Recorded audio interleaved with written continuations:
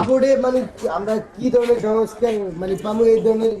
ও আচ্ছা, এটা হচ্ছে আমাদের যদি জুলাই সনদে হ্যাঁ ভোট পাস হয়, তাহলে এর আগে যেটা ছিল যে প্রধানমন্ত্রী অনেক ক্ষমতার মালিক থাকতো, এই কারণে যে রয়েছে সে চাইলে যা খুশি তা করতে পারতো। এবার হইলে আর সেটা হবে না। তারপর প্রত্যেকবার নির্বাচনের আগে গ্যাঞ্জাম লাগে, তত্ত্বাবধায়ক সরকারের প্রধান কে হবে, নির্বাচন কমিশনার কে হবে।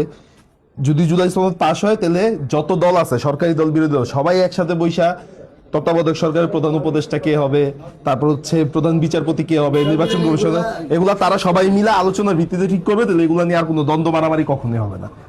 নির্বাচনের মতো হইতে থাকবে, মানুষ যারা যখন মন চাবে ক্ষমতায় আনতে পারবে।